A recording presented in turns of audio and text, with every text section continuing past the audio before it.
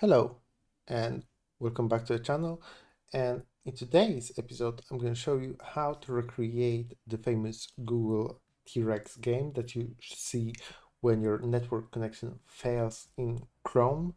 Uh, but this is going to be a little bit different because I will show you how to use C# to build your Godot game.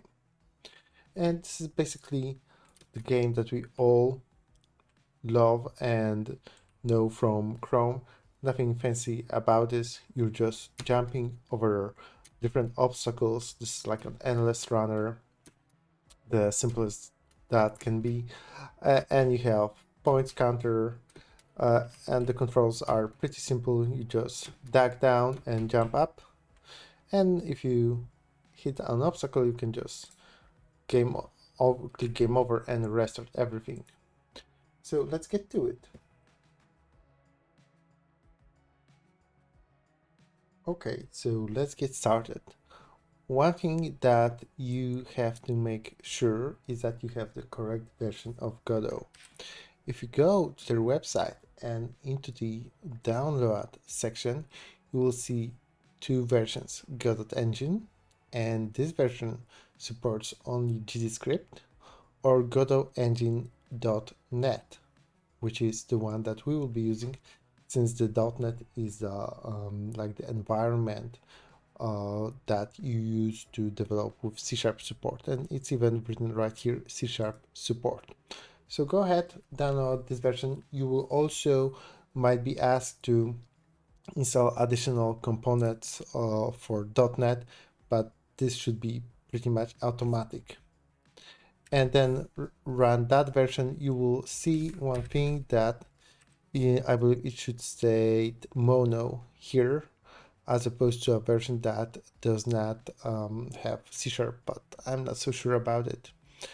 Anyway, we can create a new project as usually, and the render is going to be forward, and then we'll browse to find proper place and create folder and call it T-Rex game tutorial, and select that folder and create and edit. Okay, I will start by bringing all the assets that we need. So let me, and you will find those as per usual on GitHub. Let me just take this and copy here. And in the assets, you will find the font and all of the assets. I'm not sure whether we will use all, probably, maybe, we will see. One thing though that we have to configure is going into editor setting, and this is going to be editor for .NET, and here make sure to choose Visual Studio Code. If you don't have it, just you can search for it and install it. This is like free default editor for everyday's work when you're working as a coder. Very reliable. Alternatively, you can install Visual Studio Community Edition, which will also work, right, for our needs. This is of course in Polish. And then also you can install JetBrains Rider as a solution for .NET and C#, which I highly encourage you to do. The one problem though is it is pricey. Yeah, you have to, you can try it for 30 days for free, but other than that, you have to pay a hefty sum for it. So yeah, do as you wish. We will be using the free editor, which is very, very good. The Visual Studio Code, I use it every day for my for my work. Okay, with that, we can start developing our application, and we will start very simple by creating empty node, call it main, and I will save it in a scenes folder as a main scene. And what we'll do is we will just write a simple C# script because it's quite different than GG script. So here, when attaching the node to the node script, attaching the script to a node, make sure to switch the language from GG script to C#, and we can call it main CS. And I will place this in scripts folder. Okay, and now what happened is I got this window, right? That is Visual Studio Code, and you can see that it looks a little bit different than we used to. One thing that I will be changing though is the script for the C# should be with the start with the uppercase. So then also I can change it here. The specific Godot executable is not correct. Okay. Well, that should be, I believe, this one. Okay, it needs to have the access to executable, so just select the proper Godot version. So let me just position this on the second window so I can switch easily. So what we see here is a script that is actually a class. You can see that this is using Godot, and which is bringing in like the Godot library written in C#. We have a class, we know what it is extending, and here we have ready function and process function that are public and are overriding the parent class. Those public words are kind of different when it comes to what we know from GGScript. GGScript does not have the notion of public property or public function or public class. C# does. Basically, anything that you would like to use or call from another script should be public. Everything that should not be accessible or visible for another class or script should be private. And the role of thumb is try to make everything private unless you have to expose it, then switch it to public. There's also protected, but we're not gonna care about that. And to print something, I can just use GD, which is short for Godot, and print hello Godot. And then I can just go back, build, run, select this scene as a current scene, and you can see that our script is running properly. So with that, we can start working on our game features. So this is like the basic setup we had to do for running the C# script. In the next section, we'll start working on our endless ground. Now we can start working on our first game node, which is going to be endless ground. So let's go to scene, new scene, select 2D scene, and let's call this ground. And we will create 2 static body 2D objects, and I will call those ground 2 and the ground 1. We can save this in the scenes folder. Both will have ground sprite and collision shape. So let's start by adding a sprite 2D. And I'm going to call this just ground sprite.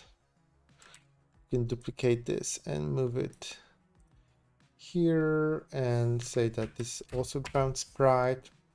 And then obviously we need, what we need is collision shape 2D, and also here collision shape 2D.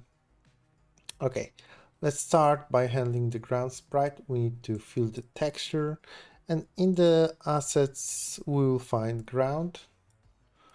We can plug it here. Also, you can see that our main color, the background color, is a little off if we compare it with the original game. So let's change this real quick. And the color we're searching for is grayish. So in project setting, filter through clear world, and in rendering environment, you can change this. And this should be CBCBCB, which is like light gray. Perfect. And now we can see our ground. Let's also add it here. And yeah, then we need to start positioning our things. So let's see. 0, 0, and yeah, so this should start where the first one ends. So in transfer, that's gonna be, I believe, 2, 4, 0, 0. So now they're next to each other.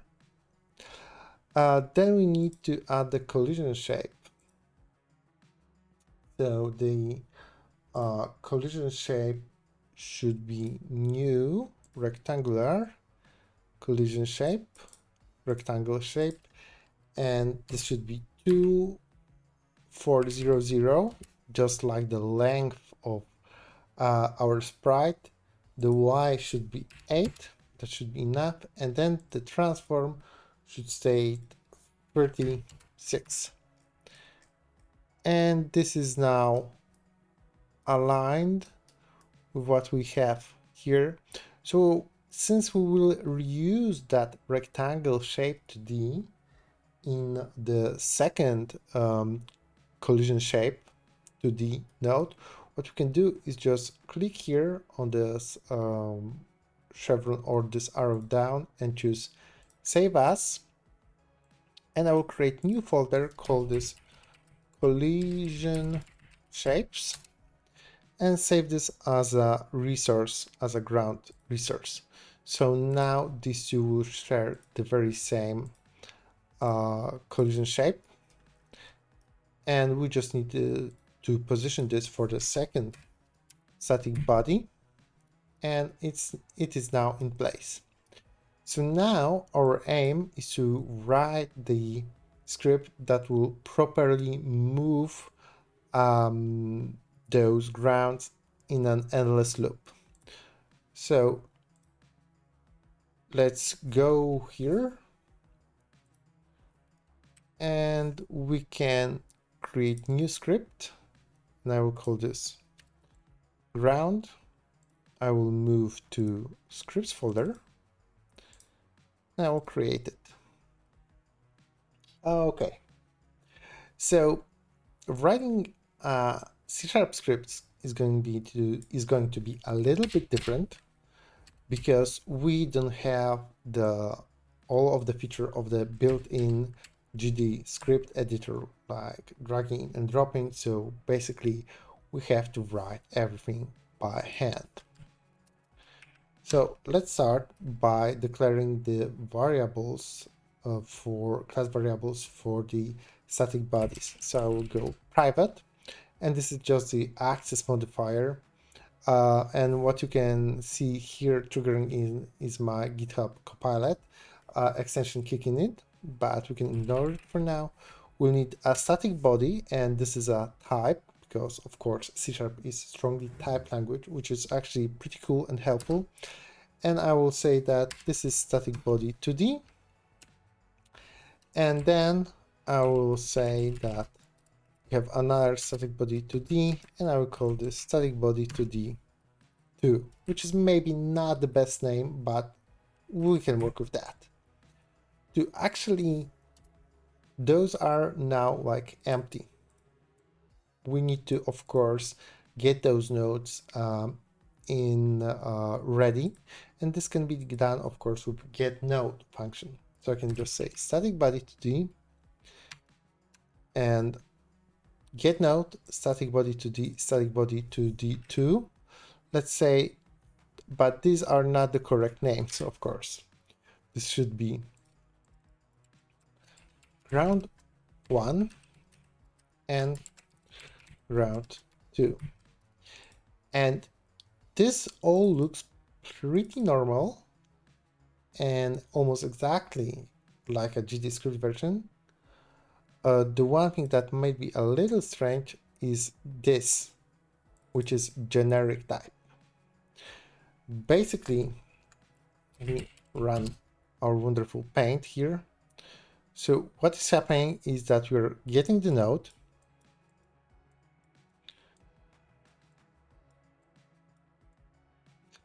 and in GDScript you could use as to use casting, and the same can be achieved in C#.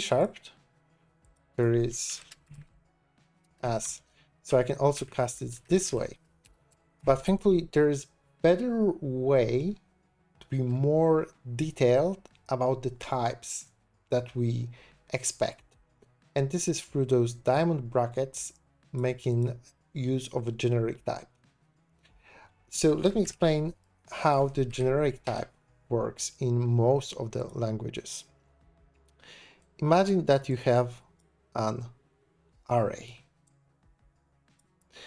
And imagine that your language allows you to mix those types inside of it, right? For example, let's say that you have a string here and maybe some object.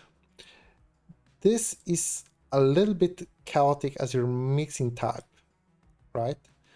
But what you can do is when declaring or accessing some kind of array, you can say, I expect something to be an array, and I expect all the entries in that array to be, for example, integer. And then you know what you should get is just an array of integers, right? So this generic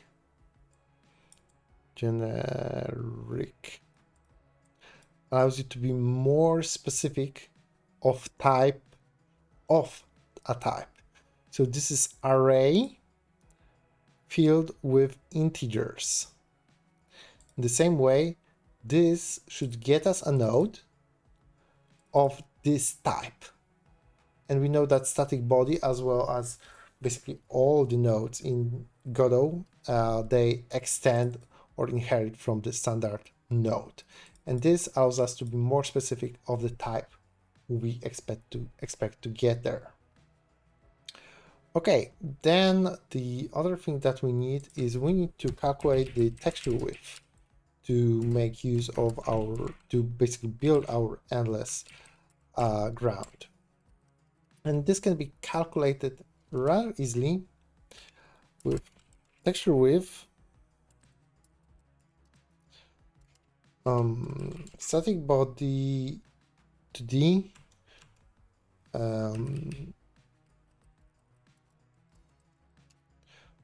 and we are accessing ground sprite 1 texture get width. So we get our static body to node. From it, we would like to read, say that's gonna be sprite 2D. So we get access to this node, right here, where I have, do I have zoom activated? No, okay. And then we can read the value of the texture and get its width, okay? With that, I can also make sure that the position of my static bodies is correct. So I can say static body to 2D, global position, and I would like to modify its position. So it's not so easy and obvious in C# because of how structure works there. So vector2 is a structure that we would like to modify.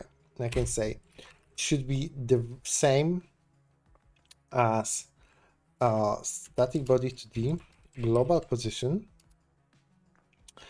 and I could add new vector with the texture width, or I could say width and change the X property to be static body 2D, global position, X plus texture width. So you can either create a new vector here, and the colon at the end. I could say new vector2, right? And then just add it.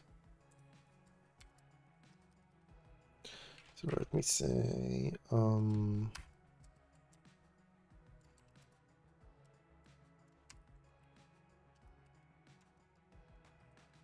yeah. So this and this are the same. I can either use with keyword to modify one property of the structure, or I can just add a completely new structure with one of the properties, basically here with two properties changed. It would be the same. Okay, and then what we need to write is our process function. So we will need something called speed to define the movement of our ground. And what I would like to do is I would like to get ability to modify it from the editor. And here we can use export. And I believe this is decorator. Just as we do in GDScript, just the syntax is a little bit different. I can say this is private float speed, and since it's private, minus 1250f. So two things here. As you can probably see, this is very optional, but this is the standard when you declare something private to start with the underscore. I know this is just the notion I'm using it. And then if something is public, it's gonna be with the starting with the capital letter, just as you see here. The global position property can be accessed on the static body 2D. And this is a property and it's starting with the capital letter. So I just try to follow that, that standard of naming the variables. So now this is exported. And if I go to GDScript, I, of course, do not see it immediately as I would see with GDScript, but if I build a project, now it pops up here. Also, this F is required to make it actually float. Otherwise, it's gonna be declared as a double, which is like double precision float, which takes more space in the memory. So that's why you need this F at the end, just to make sure that, yeah, this is going to be a float type. With that, I can move my ground every single time that we take the process function, right?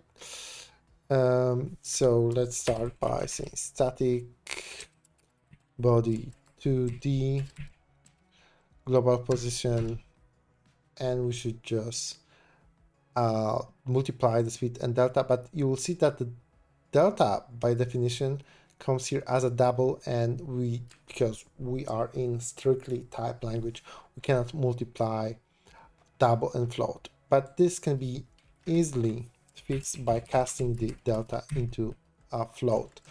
Just by, I can do it like this. Can I do it like this? No, okay. So just use parentheses and we're good. The same should happen for the second static body. And now if I build this, right, and I run this,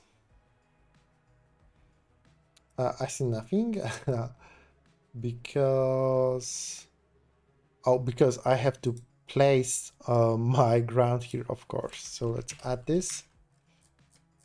And the problem now is you can see that these blue lines basically outline the default camera viewport if we don't have the camera to the added. This is fine, we don't need it. What we need to do though is to move our ground to a specific position, which is 1200,580, and now it is at the bottom.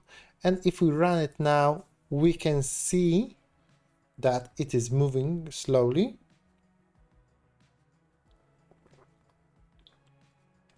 Maybe it's a little bit too slow. There's gonna be one problem with it. Let me speed this up.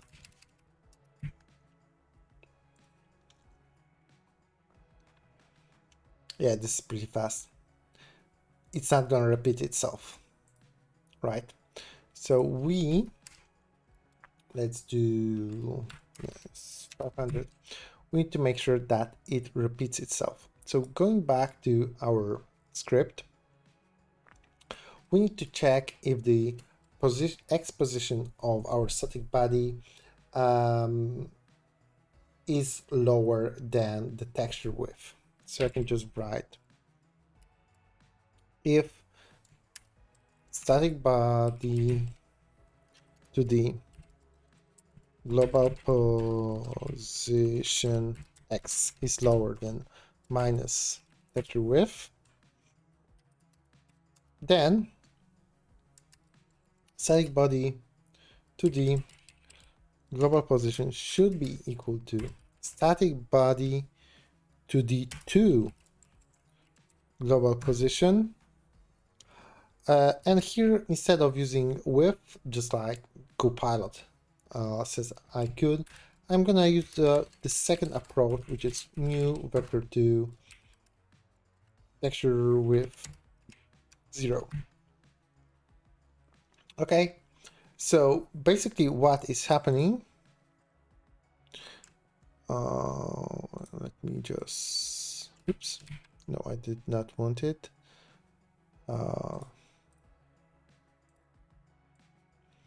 So we have one ground, and then next, oops, we have ground.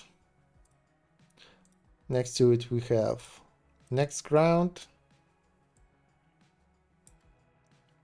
And they are moving in that direction, right? And then we check whether the position of that, which is estimated here in the middle, is moved enough into the back by minus texture width, which is, as we know, the width of our single ground. If so, we just take this and we basically push it to the end, while this ground is also moving in that direction. And if it moves forward or backwards far enough, we also take it and push it to the end. So it's like moving, pushing to the end. Then the second one is moving, pushing to the end every single time. So we have that feeling that we're always moving forward and the ground is endless. Okay, so we have to do the very same for the second one, just changing the variables here. So static body 2D, global position X lower than minus texture width, then move that to the position of the first by push it a vector of texture width. Okay, and with that, let me let's just build this now, and we can see that this is going to be endless. We have some problems in the debugger. Oh, did I build it? Not. Let's see the errors. Node not found. Maybe I used the wrong naming. Ground 1, ground 2. Ground 1, ground 2. Ground sprite 1, of course, that doesn't exist. It's just a ground sprite. Now we should have no errors when running, and it all should be working. So this is how we will get this endless ground. One thing though, I can see that the sprites are a little bit blurry, so I will go to project setting and search for filter, and in rendering texture, since we're using pixel graphic, change everything to nearest. That should get rid of all that fuzziness and make everything look a little bit sharper. Okay, so yeah, we have our ground running. The next step is to add our player. Perfect. So right now we can start working on our player. So let's go to scene, new scene, choose other node, search for character body 2D, and we will add animated, oops, not that. I don't want to attach a node yet. Let's find animated sprite 2D. And let's use new sprite frames. Click on it, and that's gonna open the animation or animation frame drawers. And let's see. This is going to be very simple. Let's start with default animation, and here we are using, let me see, that should be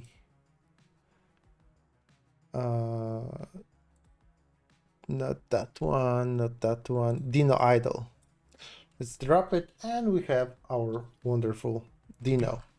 Okay, let's save this, change the name to a player, save it in scenes, and let's add the rest. So what we'll need is also run.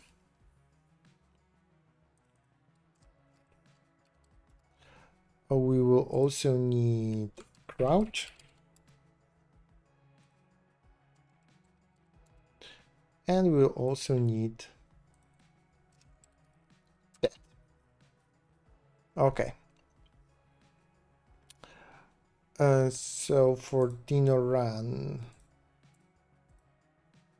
let's see.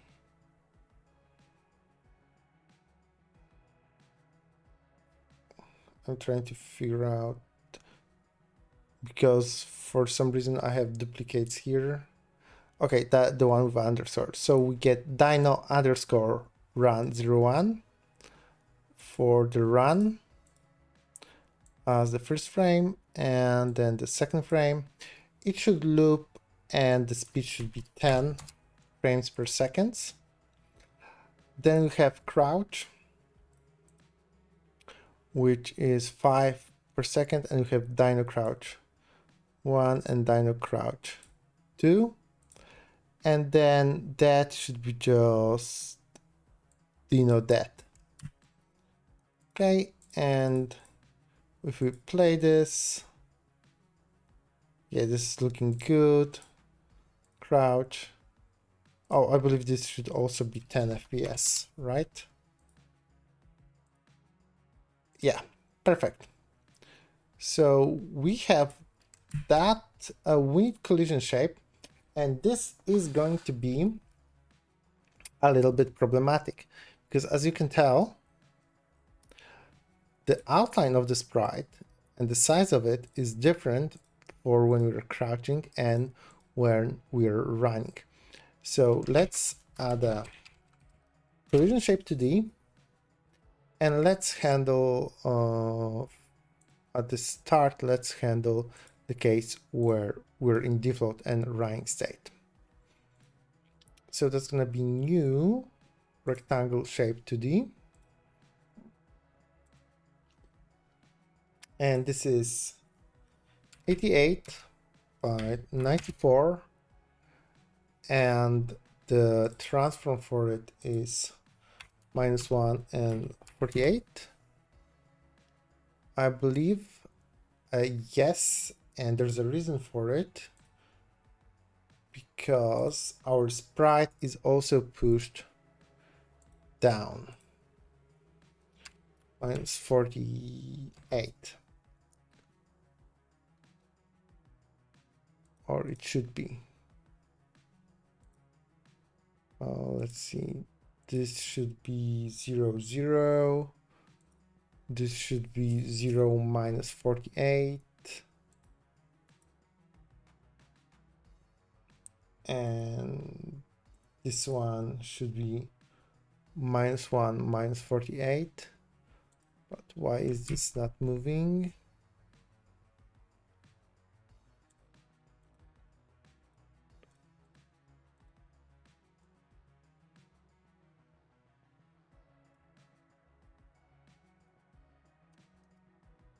Should be here.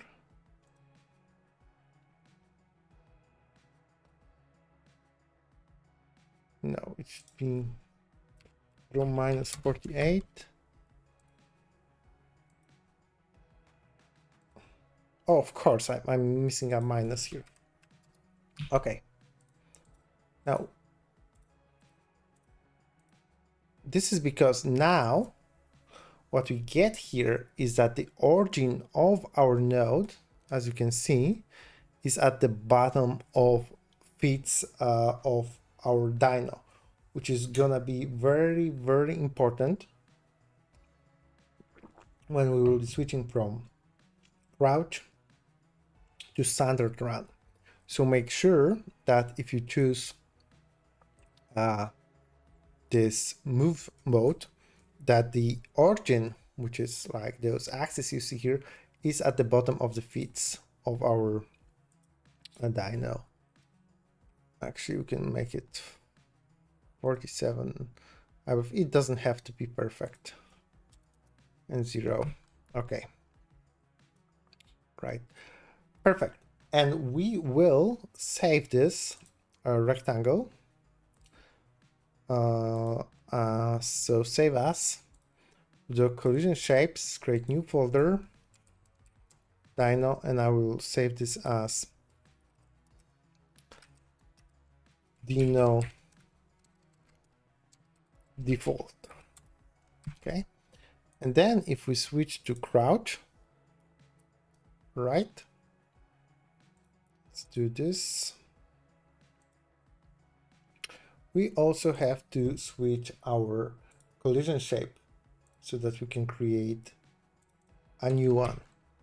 So I will go to collision shape now and change it to new rectangle shape. And this should be 118 by 60. Okay. The position is good. And now we can save this. Go to collision shapes, dyno, and let's call this dyno crouching. Because what we will have to do to make everything match is to switch those dynamically based upon whether the user is crouching or not. But this is the basic setup that we need for our player. So let's attach a script and work on the movement. C#, let's place it in scripts.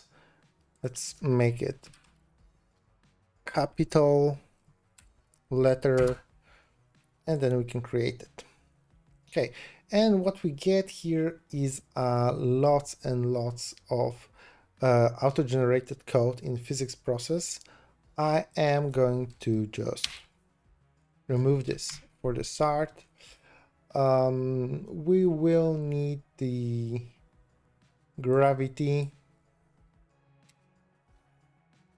so we're left with that. Okay, let's start by exporting the stuff that we need. So I will export private float jump velocity. I will set this to -800. I will also export the gravity multiplier so we can control our gravity.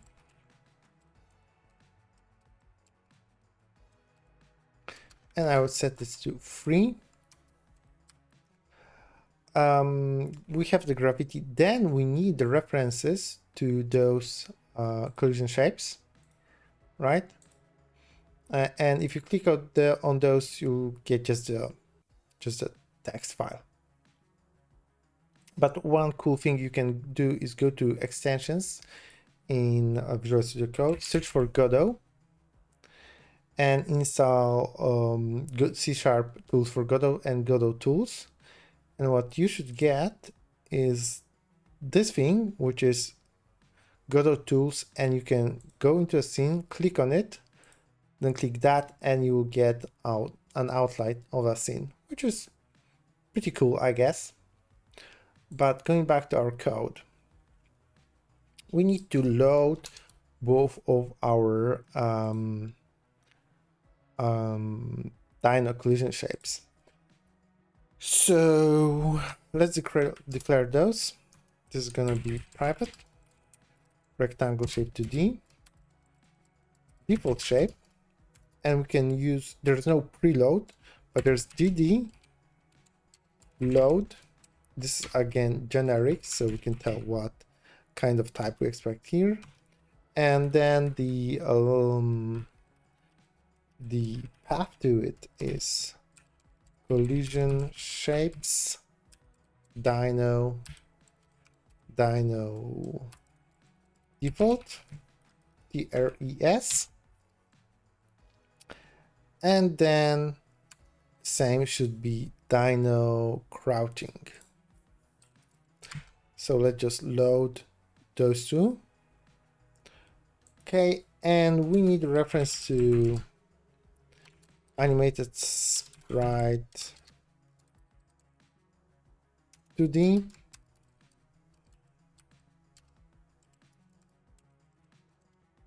And we need collision shape 2D. Okay. We also need to make sure that we keep our player's feet to the ground when he's switching from crouching to default run. So I need private float y offset crouch, and this is 18. And then we will need private float collision shape start y position. Okay. And with these, we can work on our ready function. So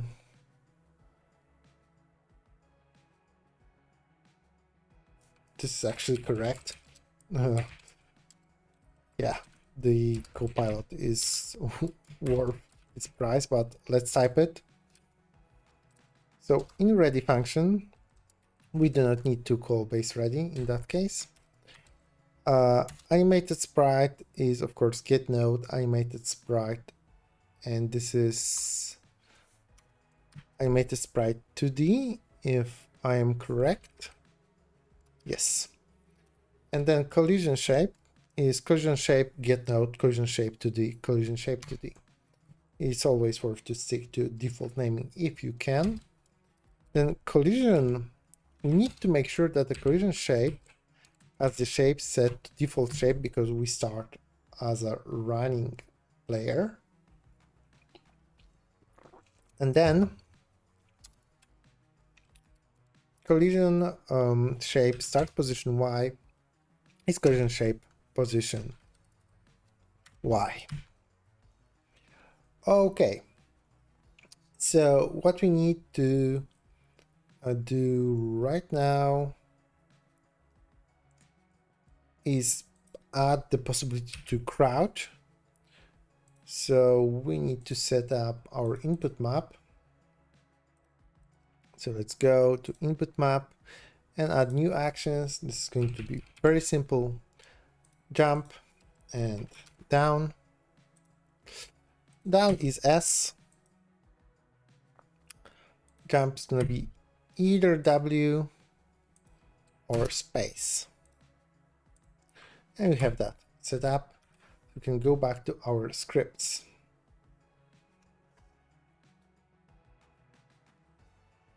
Okay, so in physics process, we will control our movement, all the velocity and stuff. But then we'll control our collision shapes and sprites switching in process. So let's override that. Public override void process. Okay, I don't know why the P is missing here. We don't need to call the base, I think. So first, let's check if our user is on floor. Because if he's not on floor, then he cannot go down. And we have a function for that, of course, thanks to Godot C# library, if is on floor. Okay, and then we can say if input is action pressed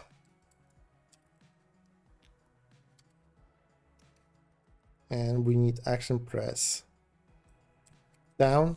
So if we press down, we need to switch the collision shape, and we need to switch the collision shape position, and we need to change the animated sprite and change the animation. Right? So first, we can check whether the collision shape was already switched. So if collision shape 2D shape is not equal to crouch shape, I can say collision shape should be a crouch shape, and then collision shape position has to be updated to be new vector, and that should be collision shape position X, and then collision shape start Y position plus Y offset crouch. That is correct.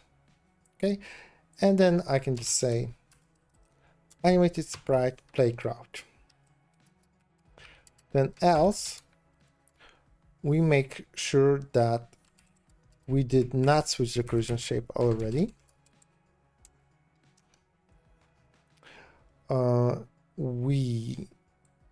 If we do not, then we assign it.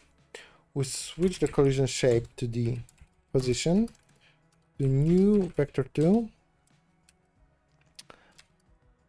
collision shape position X, collision shape start Y position. And also we need to make sure that we update the offset of the animated sprite. Do Y offset crouch, and here animated sprite offset should be just reset. Yeah, so that's it when it comes to switching the collision shapes and animated sprite animations. Then when it comes to our movement, let's say vector 2 velocity is going to be just the velocity,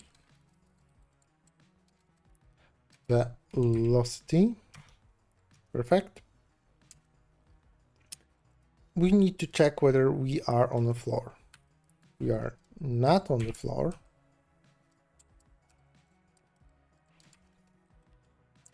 We need to apply the gravity, so velocity y plus equals gravity times gravity multiplier times float delta, and this is correct. And then we need to handle jump. So if input is just pressed jump and is on floor, velocity y is equal to jump velocity, and this is also correct.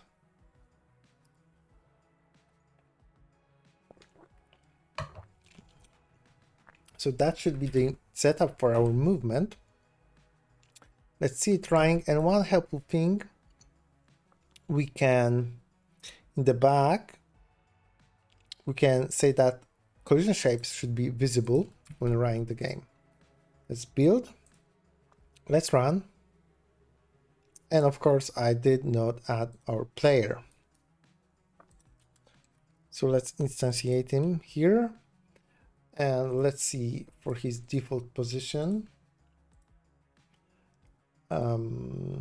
Okay, the values are 66, 622. Let's run this, and I believe that nothing is going on, so that's unexpected.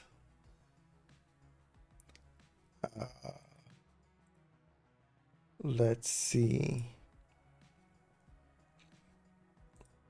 Why is this running? Okay, let's pause this.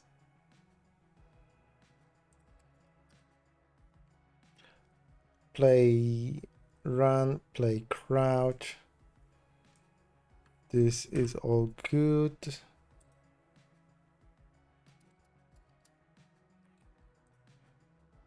Strange.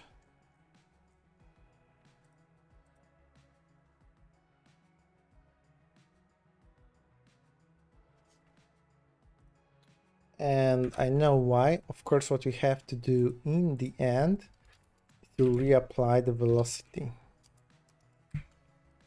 Okay, and with that, nope.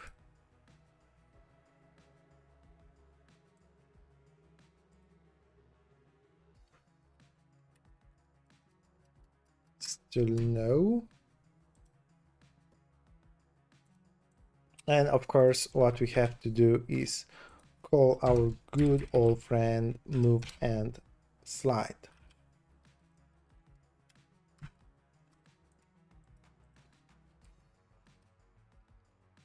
And with that, I believe we should be all good. Yeah, we can duck, we can jump. So basic movement is there, and you can see that we can switch the collision shape in a runtime correctly. Perfect. So this is it when it comes to basic movement.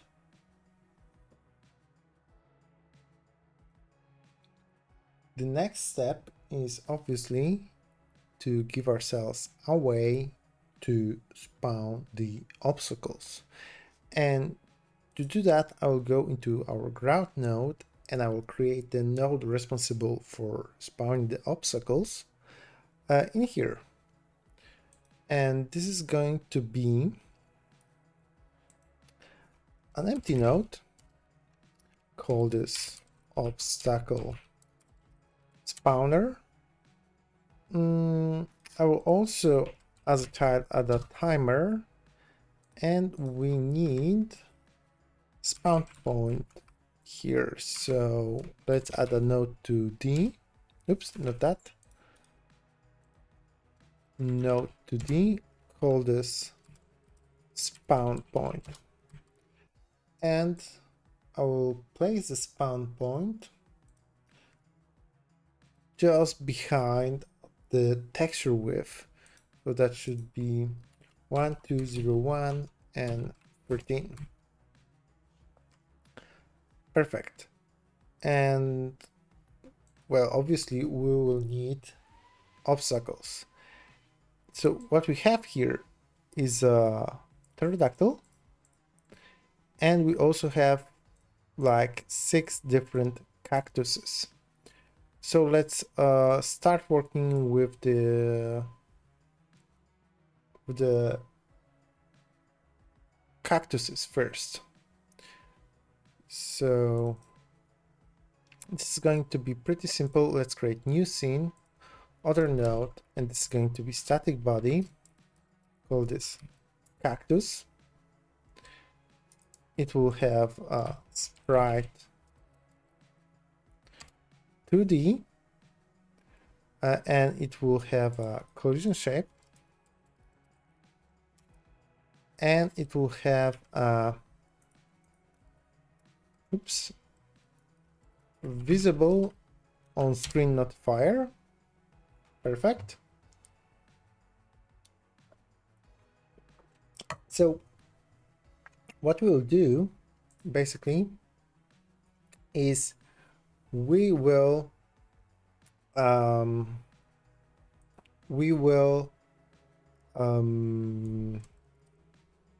dynamically spawn different cactuses with different sprites with different collision shapes.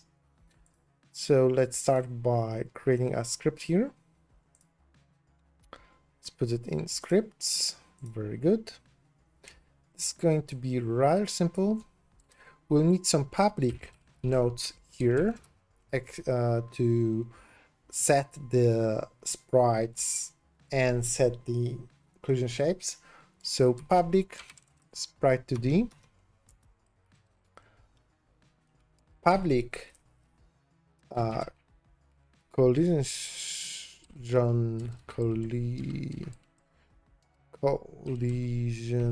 shape 2D, and since this is public, we'll make it into sprite 2D, and that's gonna be collision shape 2D, and win the column. Maybe I can bump it up a little bit. That's too much. I will need private visible on-screen notifier because no other script will be accessing that. And we need ready function.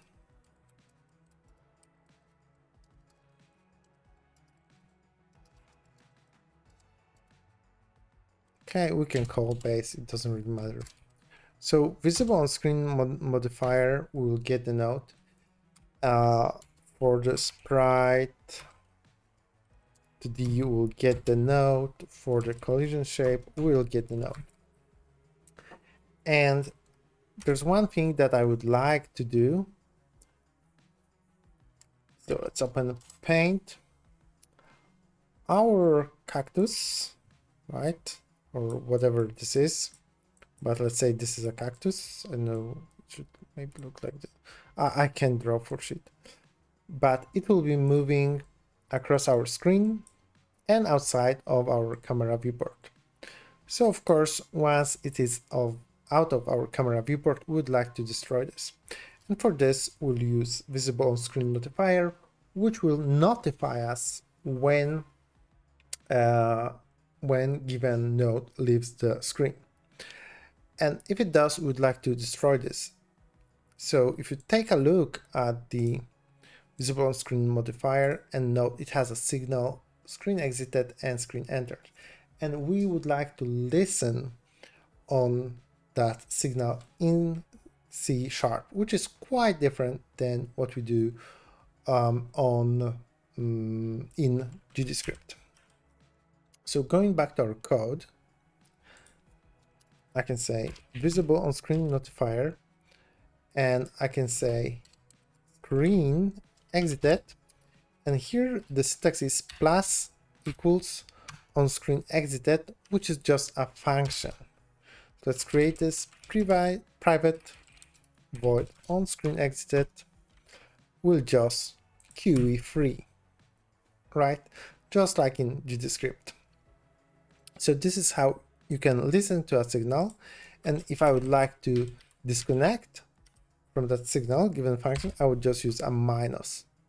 So this is quite nice syntax, plus and minus, very readable if you ask me.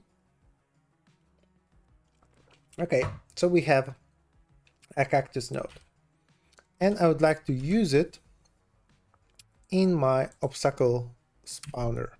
So let's save that, go to scenes. This is now saved. I can go back to ground and start working on that one. But basically I will need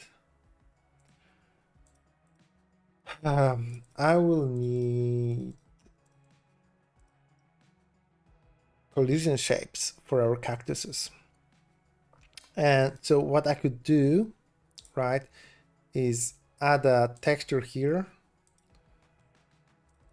then create a collision shape that covers that, and that doesn't matter really. Just like we did with a dino. Save it, make it match as precise as you'd like, and then save it and do it for every single cactus. I did this already and I know the values, so I will just go through those right now. And of course, if you don't want to go through that process, you're welcome to just go to GitHub and copy those files. So let's go to collision shapes, create new. Let's say start with the folder.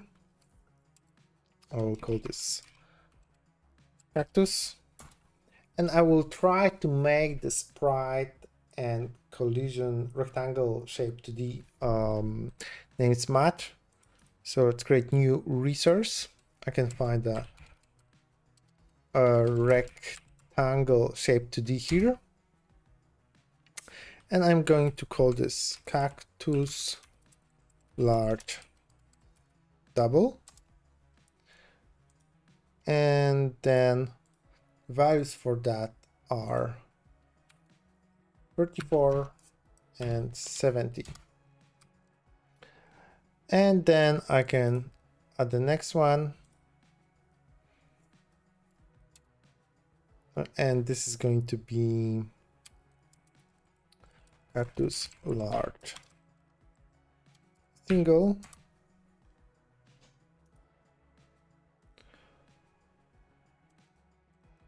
which is going to be 50 and 97.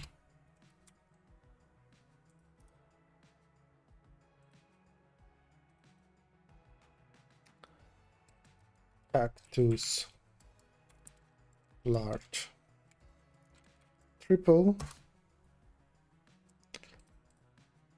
and this is going to be 150 and 96. And then for the small ones,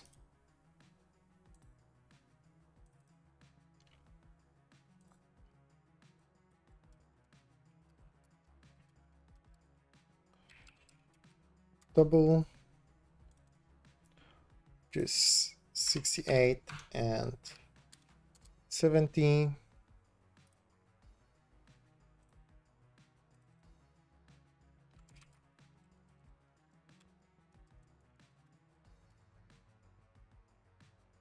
small single, just 54 and 17. And that's why I love resources. And cactus, small triple, which is 102 and 70. So we have those in place, all 6 of them just like this, and named pretty much the same as the sprites.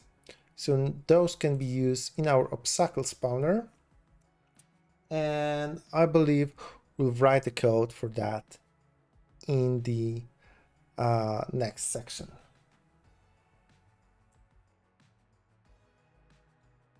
In this section, we'll try to handle our obstacle spawner, a node, and write the code to actually spawn the obstacles. So let's create our script. Let's move it to scripts. Create, and it opens up. Perfect. So we will need a few things here. Let's get rid of those comments.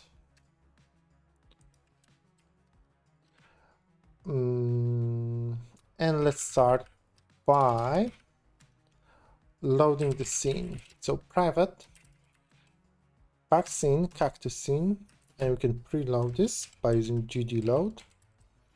And that's gonna be scenes, and that should be cactus tscn.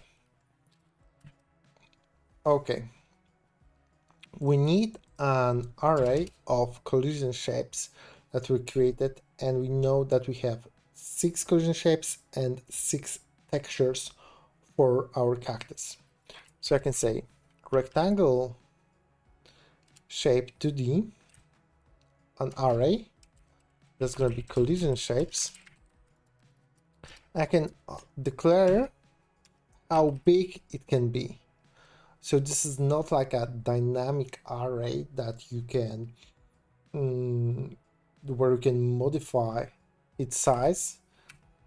That one should be declared as an array, right? This is just like a table that has prefixed size. And this is actually better because if you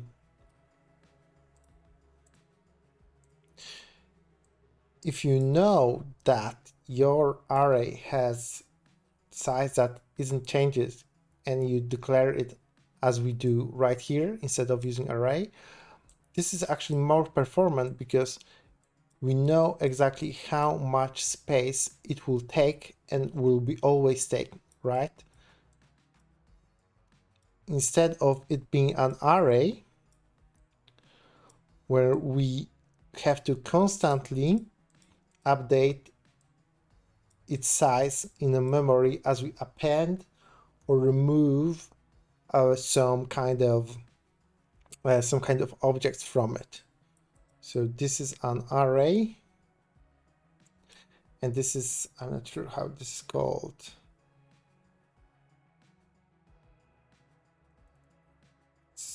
I'm not so proficient in types or in C#, but this is like the array with fixed size, right? So if you can use this to be more performant. Okay, the same goes for our texture 2D. And this is texture 2D, so we can name it as this. Also have the very same size. Okay, we will also need a reference to private static body. This is gonna be ground 1 and private static body ground 2. We will need a reference to our timer, obstacle spawn timer, and private node 2D, which is our spawn point, and also our main node. So that's a lot, but we can handle that. Okay, and in your ready, let's set up the references to everything that we need. So the main can be accessed as get node root main, and that's actually a small letter.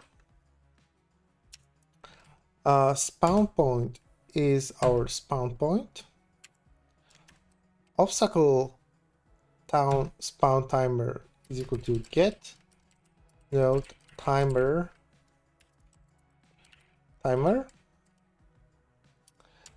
Ground one, we can access it by saying get parent, get node static body ground one, and the same here. Because if you take a look at the scene, which is ground, let's go to Godot tools, right? We are here in obstacle spawner, so I can just go to parent and then go down to access ground 1 and ground 2. Perfect. Then let's fill out our collision shapes and our textures.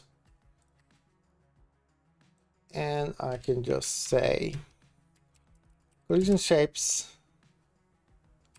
0 is equal to GD load, and this is living in let's see, cactus, correct, but first is going to be cactus large double, then collision shape 1 is equal to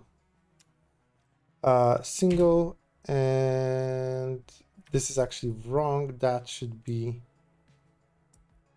large triple. That should be enough for our copilot to understand what we want from him here. Perfect. I love copilot sometimes. Then we have to load the sprites. So let's see. This exists in asset sprites, cactus large double. The one change here is that this is capitalized. I hope that's enough for our copilot to kick in. And I'm just using it to save time. And that should not be in cactus folder. This is just in sprites. Okay, moving on. Yes. Let's help him a little. Small double, single, and triple. Perfect. So that should load everything.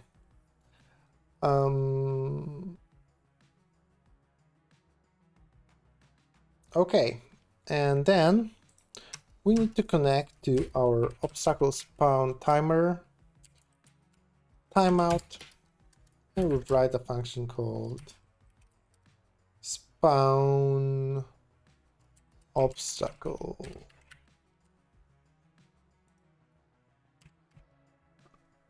Okay, so we don't need process. What we need, of course, is our spawn obstacle.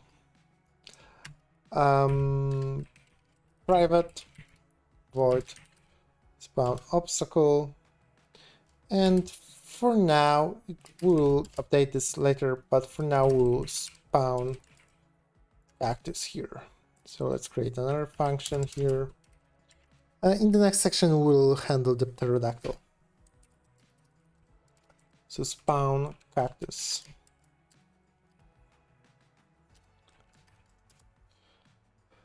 Okay, so let's create a cactus here.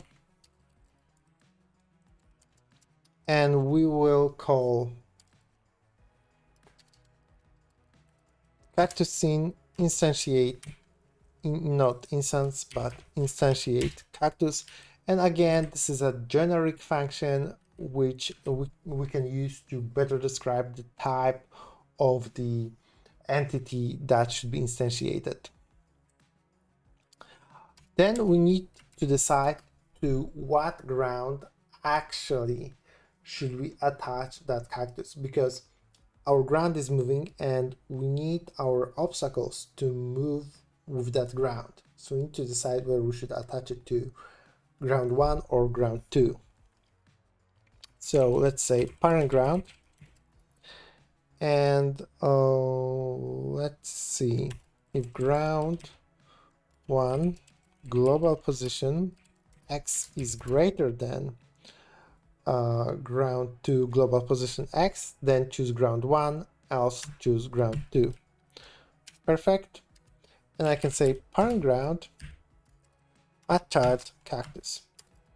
Next step is to decide what type of collision shape and texture we would like to assign for a given cactus. So random. Let's find our random index.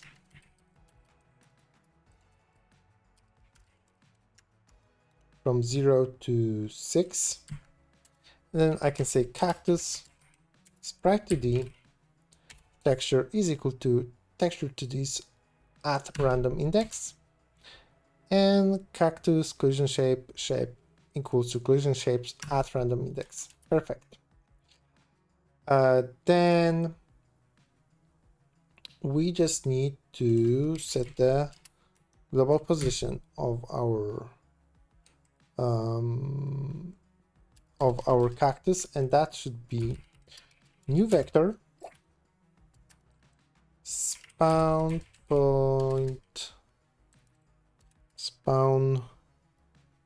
point position x and parent ground global position y, not means 10. Okay, and that should be it. Let's just go to GDScript and set our timer 1 second, auto start. That should be good enough. Okay, yeah, let's run it. And we have some problems here, right? The sprites aren't loading, so let's see. Resource file not found. Okay. Let's check the paths to our sprites. Let's see. Oh, of course, this is not sprites, but assets. Okay. Let's try this again. Still wrong? Resource file not found. Let's see. Assets sprites. Okay.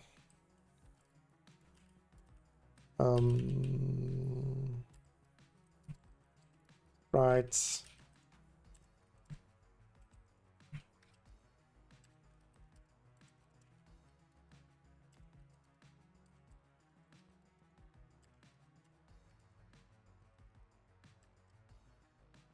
And sprites.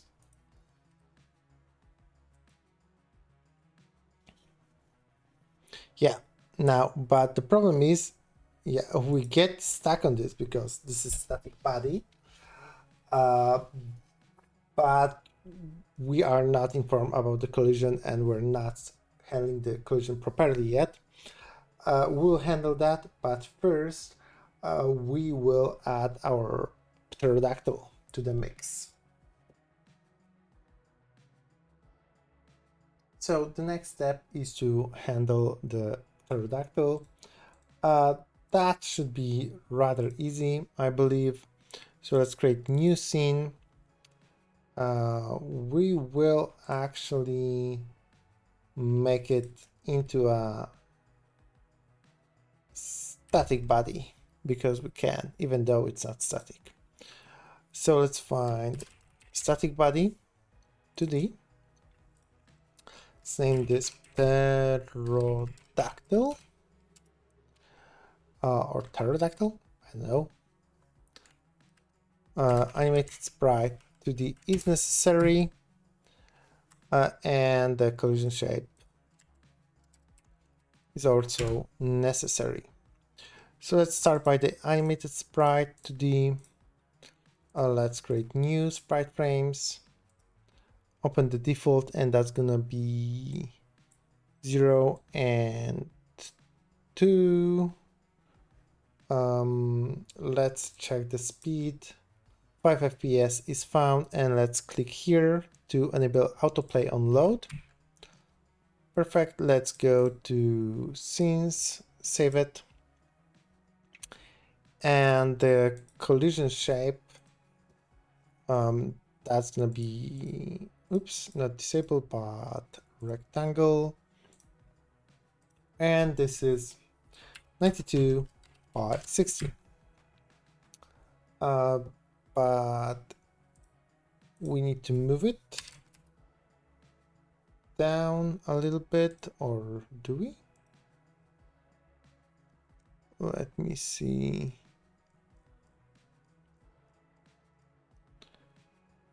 Feels off, so let's move it to its proper place. Leave around here is good.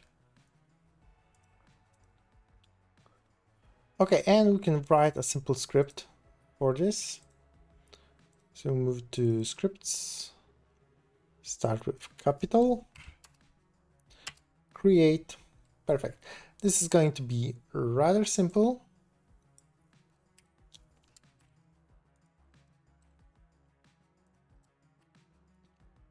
Okay, so we need to export the speed, which is private float speed, and I'm gonna bump it to 800.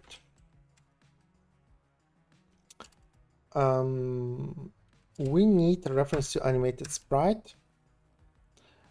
We need a reference to animated sprite. We don't need any play fly, it's just wrong.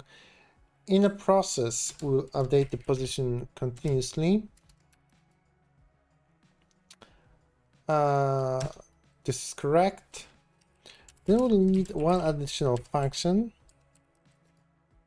public void stop,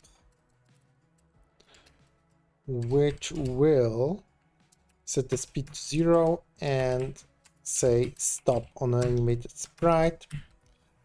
One thing that we are missing here is the visible on screen notifier, so let's add that real quick, just so that we can remove that note when it's outside of the camera.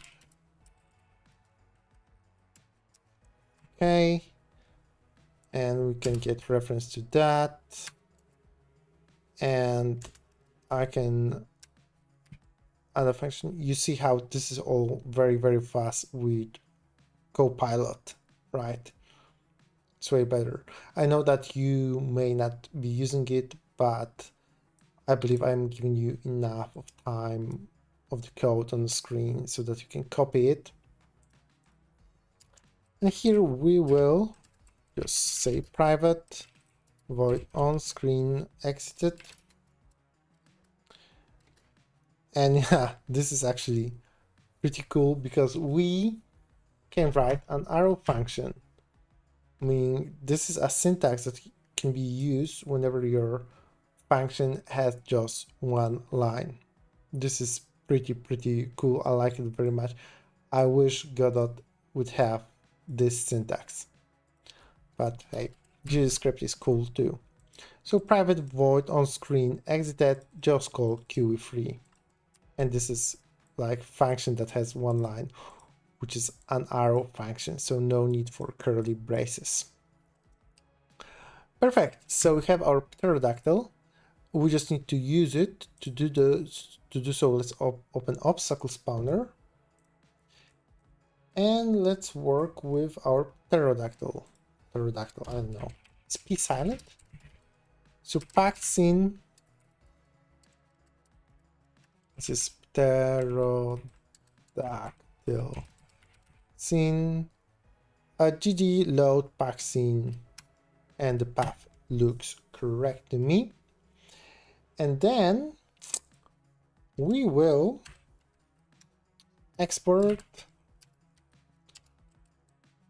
private float chance to spawn pterodactyl, and we will set this to 0.1f. And then in our spawn obstacle, I will do random new random float random next double, and we will see if random value is less than chance to spawn a pterodactyl. If it is, we'll spawn pterodactyl. Else, we will spawn the cactus. Right, so we'll spawn the pterodactyl randomly. Let's see, spawn pterodactyl. Nope, not a chance to spawn pterodactyl, but a function. Okay, and this is going to be rather simple function.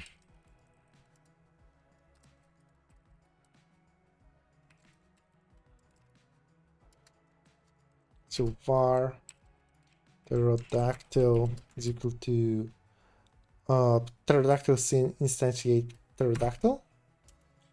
We have to add this as a child of main instead of ground and set the position y. And this is important because we have to give our player an ability to always have a chance to duck under the pterodactyl. So we cannot put it like very close to the ground. So we can calculate that by using get viewport, get visible rect, size y minus float, and we can use gd random range from 1 to 80 to 1920, and the same could be achieved. Now this returns random double, and this returns random int.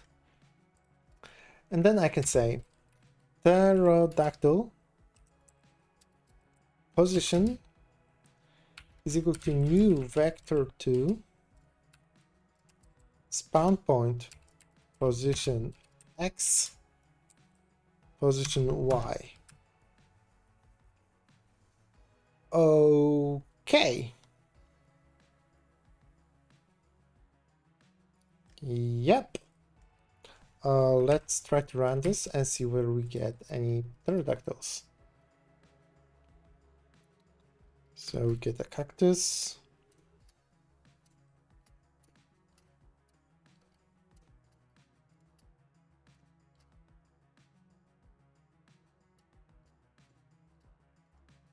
And well, I see that one, yeah, we have something wrong with our cactuses. So let's go here and let's check obstacle spawner. Small double, small single, large double, single, triple. I believe this is large single, so let's check the size of that.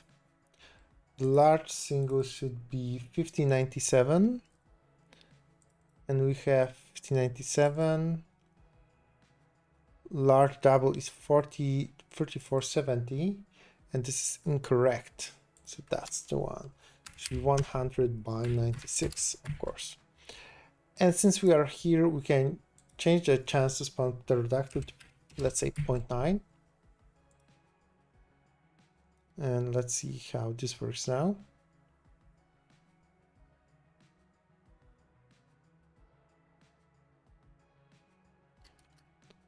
Okay. If I pause now, we have a lot of pterodactyls, but they are not visible. Let's see.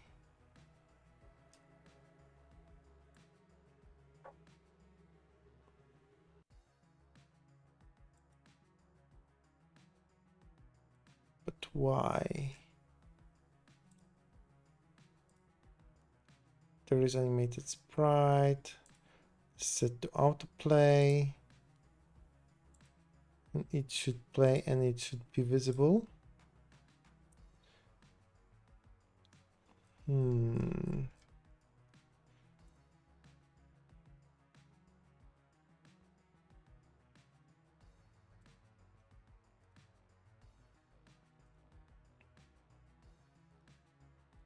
Let's see.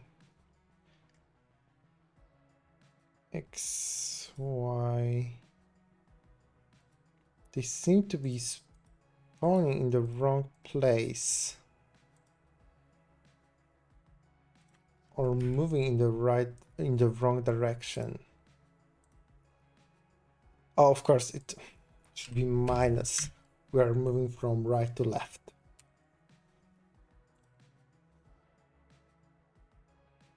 Yes. Now you can see we're spawning them and they're spawning on a different height. Okay, perfect. Maybe what we could do is increase the jump velocity here. -1100.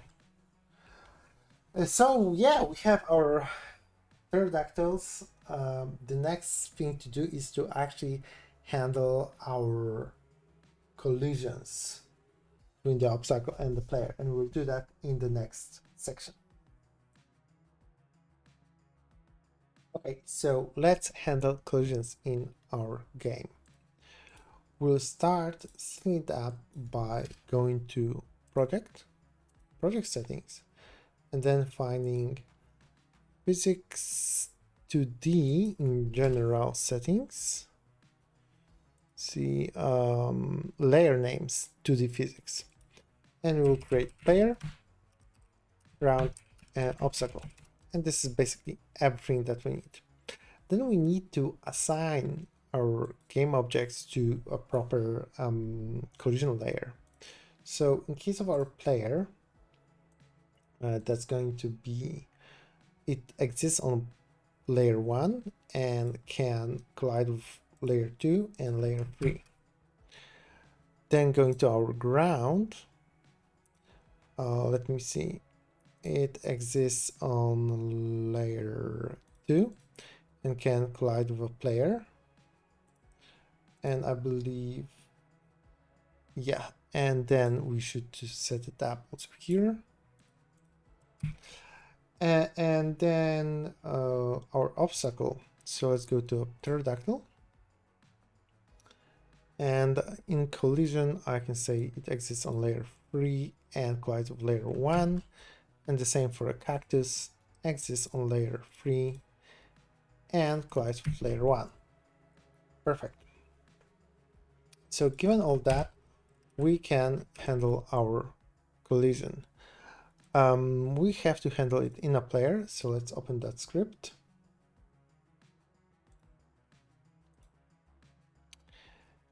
And going to physics process, move and slide actually returns information about whether we collided with something. So as collided. Okay. And we can do so earlier turns. So if we have not collided, we can just return. Then we can access the, oops, let's give a column here.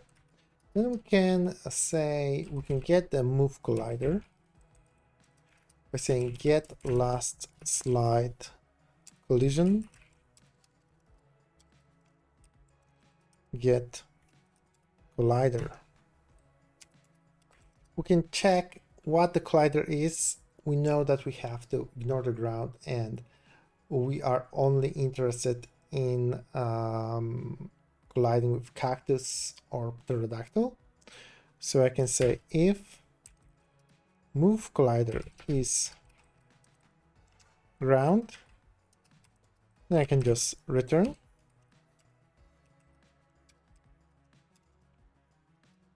So now we know the other collider, other things that we could collide with is either a cactus or pterodactyl. So this is basically a reason for us to stop the game. So I can say set physics process false, set process false. We can say animated sprite play dead, and we should probably, yeah, we should inform everybody that we hit an obstacle, and we should emit a signal there. So what we have to do is to define our own signal. This is pretty easy. There's a signal declarator here. I can just say public delegate void obstacle hit event handler. And it is important to remember that this should be a delegate, which is like a special keyword in C#, and this should end with event handler when it comes to the name of the delegate. And then I can just say emit signal name, and here you will find obstacle hit, right? Which is like auto-generated for you based on this name. So the signal name minus is obstacle hit, so this minus event handler. And then additionally, I will check if move collider is pterodactyl, and if it is, we'll call the stop function there. So these are the basics when it comes to handling the collision. Let's see what is going on there. Okay, so something is very, very wrong because it is disabled by default. So move collider is ground. Oh, it's not going to be ground because we don't have that. We don't have that as a class, right? The ground actually, yeah, handles all of that. So we have to switch it around a little bit. This is good, but we'll change this to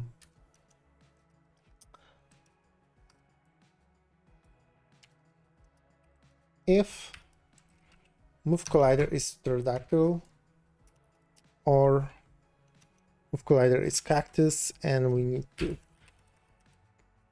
cast it here.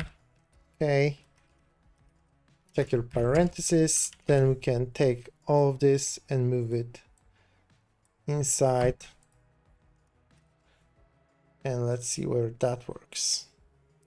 Yeah, so I'm hitting that. Okay, I am officially dead. The problem is other things are still spawning and moving, so not what I want, but that's when our where our signal comes in to basically stop everything that we don't need. Perfect. So in our ground, we'll have to stop everything and stop the obstacle spawner, stuff like that. To do that, we'll need the reference to a player to listen for a signal. So private player, and the player can be obtained as player git node player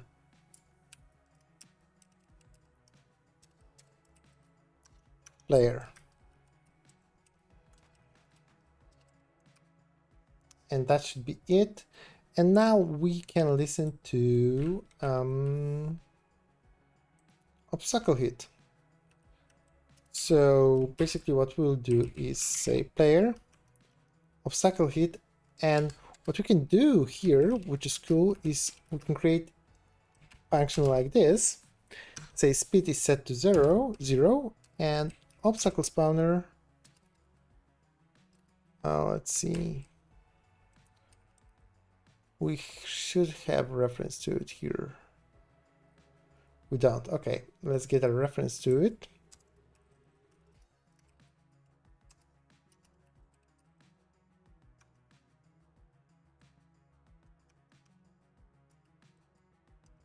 Obstacle spawner is just get node, and this is just here as an obstacle spawner. I can just say obstacle spawner QE free. So that's the syntax to create inline function. And remember, since this is a signal that we're listening for, we have that plus here. So let's see what happens now. We hit an obstacle. Okay, that second pterodactyl flown through, but I guess it's fine. We can leave it. Let's just change the chance to spawn pterodactyl to, I don't know, 0.1. So yeah, this is how we can handle our game over, right? If we git sack, everything stops. Perfect. The things that are left for us to do is to build that simple UI, and as you play the T-Rex Dino Endless Runner game, the difficulty is increasing with time. So that's something that I would also like to incorporate in our project. So 2 more sections to go. Okay, so let's build our UI. Let me stop everything here, go to main. Let's add canvas layer, rename this to UI, and we will save branch as a scene, going to scenes, UI, and open this. This is going to be rather simple. So let's start by adding margin container. Go to theme, override constants, enable everything, and set it to 16. Then we will need a score label. So let's find a label. We will position it, let's see. Oh, this should span entire screen. And now that label can be positioned at the top right. Perfect. Let's add just a simple text to show here. Great. And we need to change a few things here. So let's go to theme overrides. Let's start with font color. Nice gray should do as good, like 525252. Next is the font itself. So in the assets font folder, you will find a free Minecraft font, which is like a cool pixelated font. Let's change the alignment to center.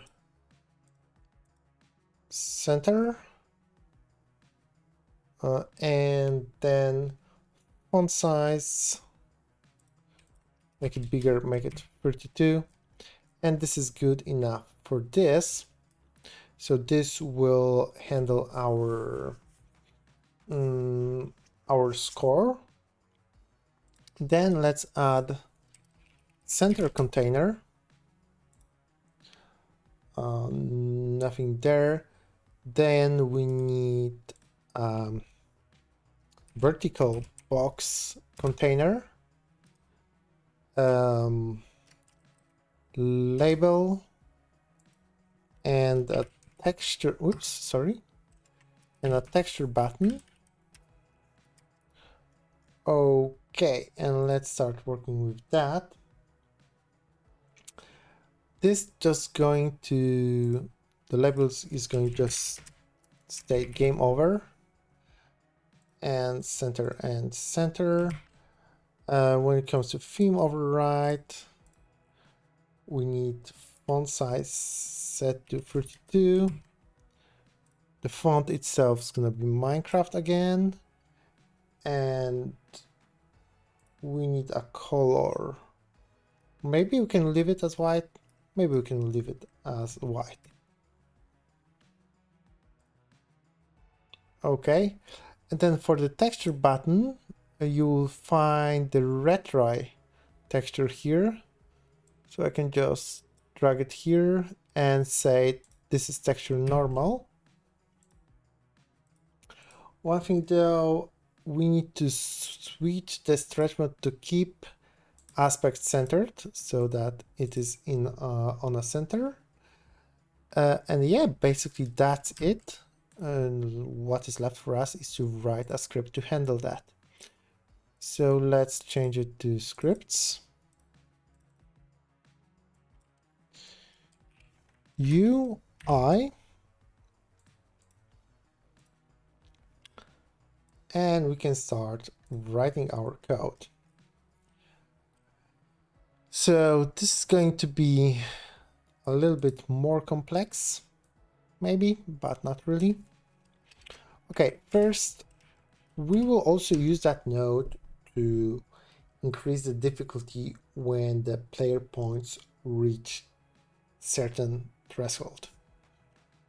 So signal public delegate void increase difficulty, yes, but it has to be event handler. Okay, then export private int score to increase difficulty, and I'm gonna say that's gonna be 50. Then export private in private double or private float point update interval.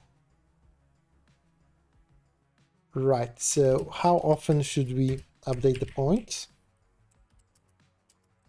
And private float point update timer.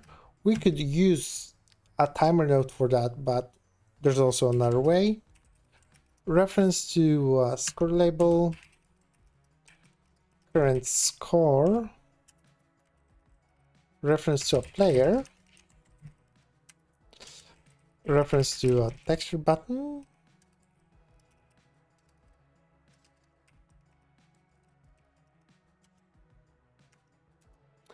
and reference to vbox container, which is our game over container. Perfect. Now we need to fill it out in ready. So this is vbox container, and we can traverse all the street to find the nodes that we need, but I'd rather say acts as unique name and change this to be restart button and change this to be game over container and access as unique name. Perfect. So now I can say that this is game over container, and that should be, of course, game over container. Then the restart button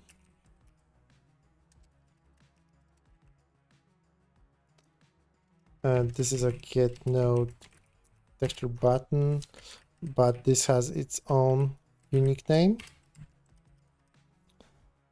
Perfect. The player, this is pretty simple to grab.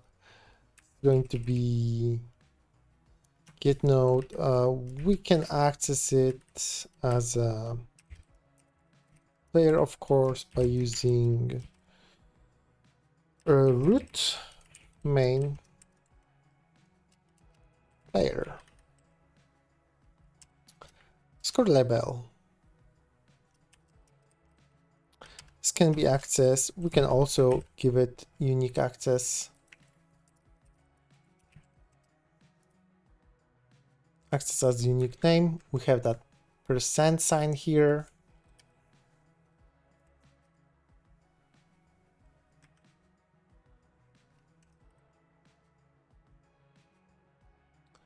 Let's see, why am I zoomed in?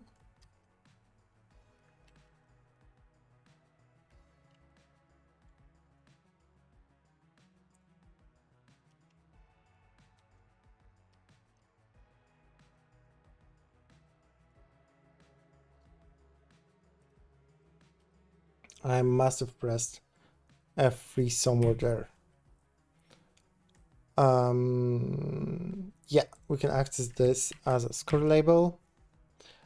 Then we can set the score to 0. And we would like our score label to maintain that syntax and be prefilled with those 3 zeros. And this is rather easy to achieve. I can say score label text is equal to $, then score to string d5. And you will have to trust me, bro, on this, that this will prefill those values with zeros. Okay. And then we need to handle the process. So point update timer, please plus equals delta. If point update timer is greater than point update interval, score is bumped up, and we set the score label text and we reset the point update timer. This is correct. Okay. So let's see whether this works. Yeah, the one problem I can see here is that our game over container is visible. I can just press here, right, and hide it. Let's try this again. This is hidden.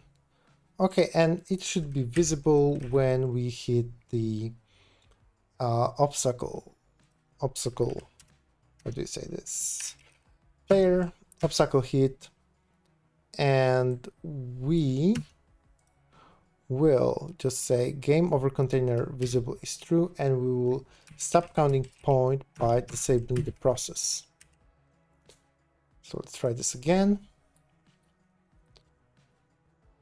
Points are going, and now we have game over visible, and then we need to allow our button to actually restart the game. So restart button pressed plus equals arrow function get reload current scene.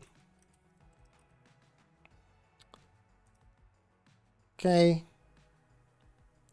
we're hitting an obstacle and I click and we restart. Perfect. So the only one thing needed for us is to increase the difficulty whenever we reach a certain threshold. So we'll do that in the last section. See you there. Okay, so the last part is actually increasing the difficulty of our game as we reach certain threshold of points. So going back to our code, what we can do is we have that wonderful signal defined. So I can just check here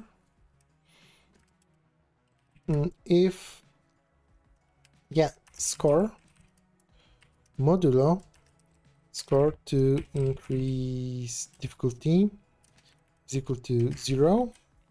I can say emit signal name increase difficulty, and that should trigger our signal. We just need to handle it in a proper place, and the proper place to do it is our ground and our obstacle spawner. So going to our ground script, I can just write private UI. Let's get a reference to this. UI get node UI root main UI. This makes sense. And in UI, I would just say increase difficulty, listen to signal, create arrow function because I love arrow functions, speed. Let's say we will speed increase for difficulty. We can actually export that at the top. And let's make it bigger. So we have that, and also we'll make sure that we will increase the difficulty in our obstacle spawner. So let's call increase difficulty here, and it doesn't exist, but we can go to our obstacle spawner and create that function real quick. So let's see. This is public void increase difficulty. We will update chance to spawn a pterodactyl as they are a little bit harder. And also what we need is we can change how fast we spawn the obstacle. So I can say private float obstacle spawn time range. By default, it can be between 1f and 2f. And we can define it like this. So by default, let's say after we spawn an obstacle, I can say obstacle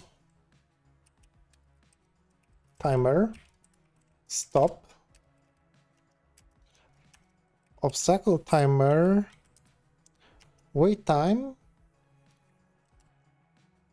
Now switch it to a random from that obstacle time range and restart the timer. And then we will also change how fast we spawn the obstacle. So private float decrease spawn time on difficulty increase. Let's say something like this. And then I can just say obstacle spawn. Oh, we are outside of the function. Let's say we'll decrease it, but only so much. So if exactly,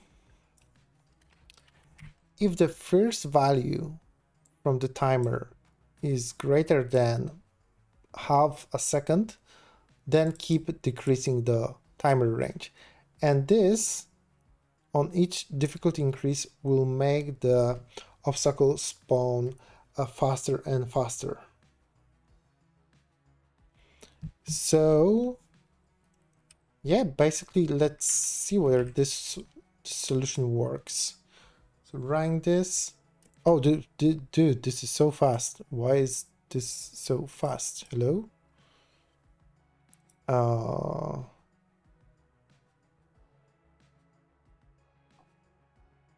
That shouldn't be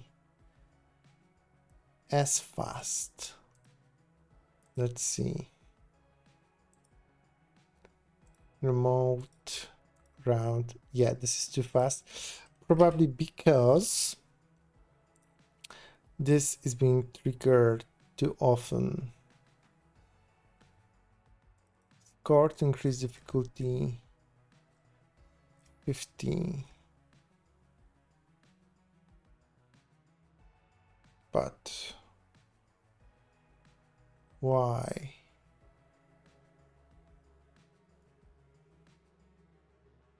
Oh, I know why.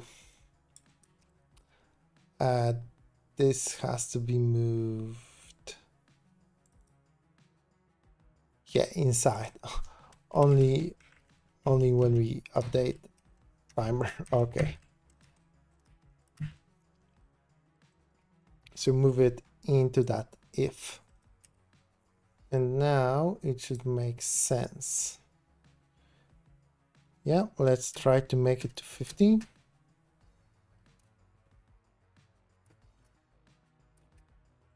Duck. And now it should be way faster. No, we have an error. Okay. Let's see. Has script signal returning error unavailable.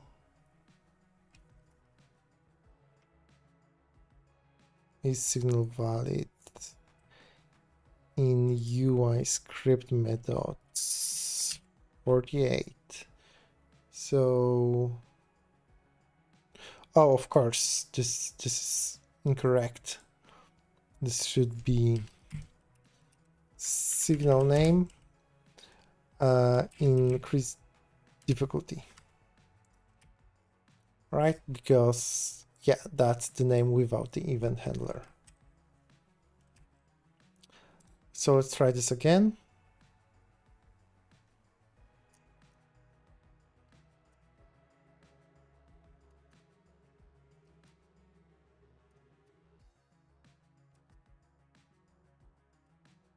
No, okay. Unfortunate.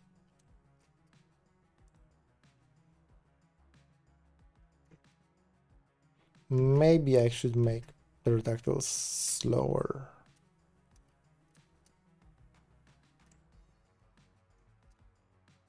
Oh, damn it.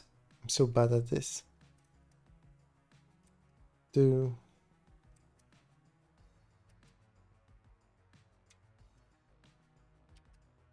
Let's make it to 15. Now it's faster. Can we make it to 100?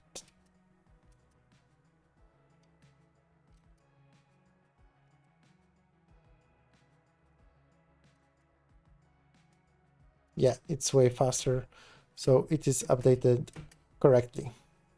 Perfect. And you can adjust the values as you need. So this is it. This is how to make simple game in Godot in C#. This is a good starting point, I believe, to make that. And what's my take? Pick your poison. GGScript has better integration when it comes to Godot editor. On the other hand, with my background in programming, C# actually makes more sense to me with the generic types, with the strong typing, but hey, it works either way. Just be noted that the C# is more performant than GDScript, but for like 80%, maybe 90% of your cases in your game, you will do just fine with GDScript. So basically, it does not matter unless you need some kind of very performant node and class, and you can integrate GDScript with C# at your pleasure. So yeah, both solutions are perfect for me, and I'm really happy that you can write your game in GDScript as well in C#. But my future tutorials will mostly focus on GDScript as this is the main language for Godot. So thank you for that, and I'll see you in the next one. Goodbye.